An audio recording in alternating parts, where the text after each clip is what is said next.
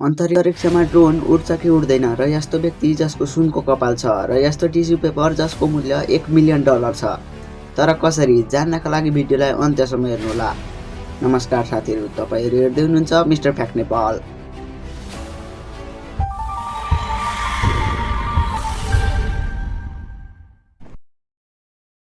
नेपालको बागलुङमा बनेको यो झुलुङ्गे पुल विश्वको सबैभन्दा लामो झुलुङ्गे पुल हो। 130 मिटर उचाइमा रहेको यो झुलुङ्गे पुलको लम्बाइ 176 मिटर रहेको छ। भनिन्छ कि यो पुल कमजोर मुटु हुनेहरूले पार गर्न सक्दैनन्। एउटा नर्मल रुखको पातले आफ्नो जीवनमा यति स्टेजहरू पार गर्छ। यो हो लाइफ साइकल अफ लिफ, मतलब पातको जीवन चक्र, जो निकै सुन्दर देखिन्छ। मानिसको दिमागले यति धेरै कुरा स्मरण गर्न सक्छ। यदि यो मानव दिमागलाई एउटा मेमोरी कार्डसँग तुलना गर्ने हो भने मानव दिमागको स्टोरेज क्यापासिटी यति धेरै हुन्छ कि त्यहाँ पुरै पृथ्वी नै अट्न सक्छ। यदि यसो गर्ने हो भने मानव दिमागको स्टोरेज क्यापासिटी लगभग 156 बिलियन जीबी हुन्छ, जो निकै नै धेरै हो।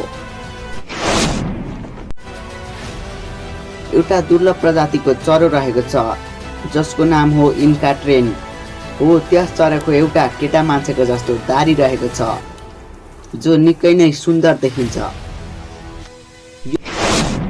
यो पृथ्वीमा धेरै प्रकारका शोक भएका मानिसहरू रहेका छन्। कसैलाई कुकुर जस्तो देखिनु छ त कसैलाई सर्प जस्तो। तर हेर्नुहोस् यिनलाई, यी हुन् मेक्सिकन र्यापर डेन्सर, जसलाई सुनको कपाल लगाउने रहर थियो र आफ्नो रहर पूरा गर्न यिनले आफ्नो टाउकामा लामा लामा सुनका सिक्री झुन्याएका छन्, जो निकै खतरनाक देखिन्छन्। के यो तपाईलाई पनि एउटा बबल जस्तो लाग्यो?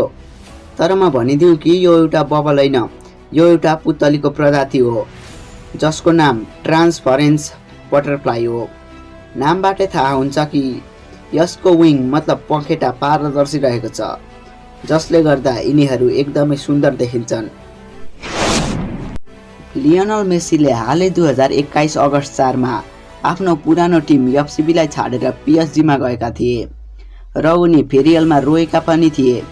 र उनी रुँदा उनले जुन टिस्युले आफ्नो आँसु पुसेका थिए त्यो टिस्युलाई अक्सनमा राखियो र तपाईले विश्वास गर्नुहुन्न कि त्यो टिस्यु $1 मिलियन मतलब 11 करोड 95 लाखमा बिक्यो। यही कुराले थाहा हुन्छ कि मेसीको फ्यान फलोइङ कति रहेको छ।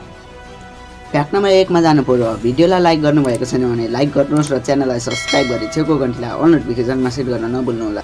पृथ्वीमा त ड्रोन सजिलै उड्छ, तर के तपाईले कहिले सोच्नु भएको छ कि अन्तरिक्षमा ड्रोन उडाउँदा के हुन्छ?